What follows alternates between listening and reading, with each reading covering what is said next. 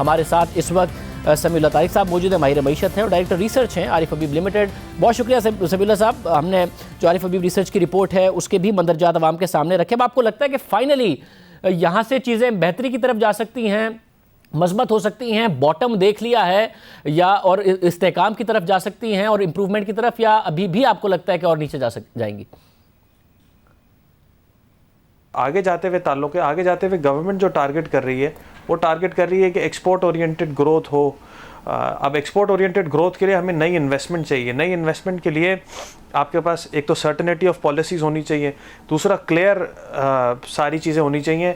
एक तो ये कि अब जैसे अभी तक एनर्जी के ऊपर अभी तक डिस्प्यूट चल रहे हैं कि जो LNG की प्राइस $6.5 MMBTU और 7.5 सेंट किलोवाट आवर जो बिजली की प्राइस गवर्नमेंट ने गारंटी की है वो हुई है या नहीं हुई, क्योंकि वो इम्प्लीमेंटेशन में कुछ इश्यूज़ हैं। दूसरा है कि स्पेशल इकोनॉमिक जोन्स का क्या हुआ है वो अभी तक कहीं सामने आते हुए नज़र नहीं आ रहे। तीसरा, फिस्कल डेफिसिट एक बड़ा प्रॉब्लम है, क्योंकि अगर हम ये समझें कि हमें करंट अकाउंट डेफिसिट से बाहर निकलना है तो उसके लिए हमें सेविंग इन्वेस्टमेंट गैप को ख़त्म करना पड़ेगा, यानी सेविंग बढ़ानी पड़ेगी और इन्वेस्टमेंट उससे पूरी करनी पड़ेगी। अब सेविंग बढ़ाने में सबसे बड़ा प्रॉब्लम एक तो ये कि गवर्नमेंट का डेफिसिट इतना ज़्यादा होता है कि वो प्राइवेट सेक्टर की सेविंग्स खा जाता है। तो वो गवर्नमेंट का डेफिसिट कैसे कम होगा, उसके लिए 3-4 चीज़ें ज़रूरी हैं। एक तो रेवेन्यू का इंक्रीज़ होना ज़रूरी है, दूसरा ये कि जो स्टेट और एंटरप्राइजेज़ में लॉसेस हैं उनका कंट्रोल होना बहुत ज़रूरी है। उसके ऊपर हमने कुछ इम्प्रूवमेंट तो शायद देखी है, लेकिन ये कि कोई टेंजिबल इम्प्रूवमेंट नहीं है, तो हमें बहुत ज़्यादा इम्प्रूवमेंट चाहिए। मतलब है कि PIA, पाकिस्तान स्टील या जो डिस्कोज हैं, NHA हैं, इनके लॉसेस को कंट्रोल करना, एलिमिनेट करना बहुत ज़रूरी है।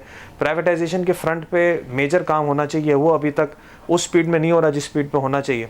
तो मेरा ख्याल है काम अभी काफ़ी बाकी है। ये तो हम अभी स्टेबलाइजेशन के मोड में तो सम वॉट आ गए कि हमारा एक्सटर्नल अकाउंट में डेफिसिट कम हो गया क्योंकि इंपोर्ट में कंप्रेशन हो गई, लेकिन आगे हमें एक्सपोर्ट में मेजर इंक्रीज़ चाहिए और गवर्नमेंट के रेवेन्यूज़ में इंक्रीज़ चाहिए और एक्सपेंडिचर पे कंट्रोल चाहिए। मगर इस सिनेरियो में आपको नज़र आ रहा है कि कम से कम जो इन्फ्लेशन के अब हालिया नंबर्स आए हैं वो हैं तो डबल डिजिट में, मगर कोई कंट्रोल में आ रहे हों, मंथ ऑन मंथ बेसिस पर इन्फ्लेशन ने ज़रा स्लो डाउन किया हो महंगाई ने, जिसकी वजह से आने वाले दिनों में इंटरेस्ट रेट्स कम हों, स्टेबलाइजेशन से ज़रा इन्वेस्टमेंट की तरफ जाएं, क्योंकि बिजनेस कम्युनिटी में नज़र आ रहा है कि बड़ा फुकदान है इस वक्त कॉन्फिडेंस का।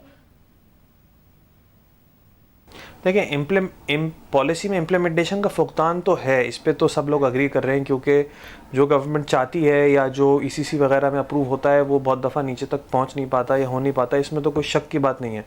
दूसरी तरफ ये कि जहाँ तक इन्फ्लेशन की बात है तो मंथ ऑन मंथ बेसिस पे तो इन्फ्लेशन में डाउन ट्रेंड नज़र आया है, लेकिन ईयर ऑन ईयर बेसिस पे आप देखेंगे तो वो थोड़ा इंक्रीज़ नज़र आया है, तकरीबन 11.5% इन्फ्लेशन आ गई है। तो उसकी वजह से जो है मेरा ख्याल है कि स्टेट बैंक ये वाली जो मॉनेटरी पॉलिसी है इसमें शायद रेट कट ना करे। मेरा अपना ये ख्याल है कि ये मार्च 20 से पहले शायद रेट कट की तरफ ना जाएं। हालांकि स्टेट बैंक के गवर्नर ने आखिरी जो इन्होंने मॉनेटरी पॉलिसी पे तबसरा जब खुद किया था तो उन्होंने जो मंथ ऑन मंथ इन्फ्लेशन है इसको डिस्कस किया था, लेकिन मेरा अभी भी ख्याल है कि चूँकि 3 महीने की रीडिंग काफ़ी ऊपर है, 10% से ऊपर, तो मेरा ख्याल है अभी शायद ये और राइजिंग ट्रेंड ही नज़र आ रहे, तो शायद मेरा ख्याल है कट की तरफ ना जाएँ। बाकी मेरा ये ख्याल है कि जो अनसर्टनिटी जो है वो इस तरह कम हो सकती है कि फॉरेन एक्सचेंज रिजर्व में अगर हम 10-11 अरब डॉलर से ऊपर चले जाएं जो स्टेट बैंक के रिजर्व हैं, वो किस तरह हो सकते हैं कि हमारे जो प्राइवेटाइजेशन जो इन्होंने करनी है 2 पावर प्लांट्स की, NPP MCL के अंदर जो हवेली बहादुर शाह और बल्लोकी जो हैं, ये 2 पावर प्लांट्स अगर ये कर दें जल्दी तो होपफुली इससे हमारे रिजर्व में जल्दी इंक्रीज़ होगा। बाकी यूरो बॉन्ड सुकूक इशू करते हैं जिसमें सर्टन रोल ओवर भी होना है, और बाकी जो है वो कुछ पैसे T-बिल्स वगैरह में अट्रैक्ट कर लें डॉलर में।